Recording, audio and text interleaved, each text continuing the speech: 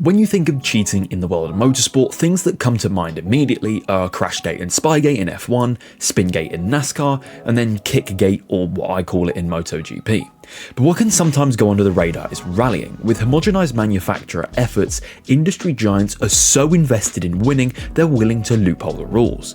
But Toyota took it a step too far in 1995. The Castrol liveried Toyota Celica is one of the most iconic cars of all time in motorsport, let alone rallying.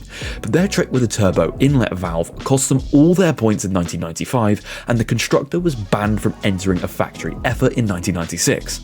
Here's what they did. For the sake of balancing the cars out across the field, there were air restrictors implemented on the cars to limit the amount of air that the turbo could use.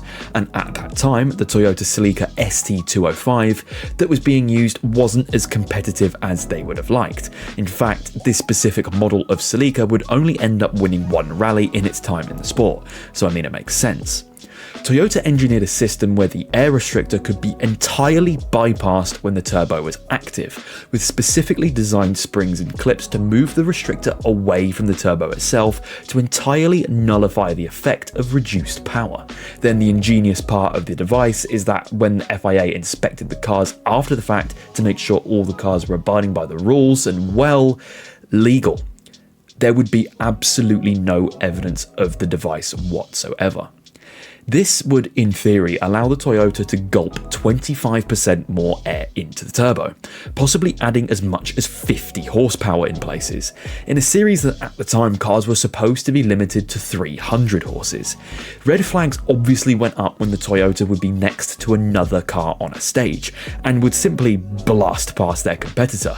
Even the FIA admired the engineering, with Max Mosley calling the bypass device beautifully made.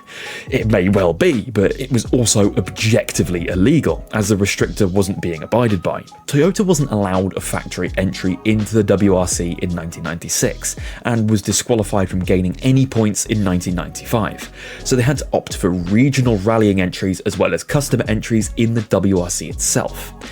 What other occasions of motorsport cheating do you actually admire?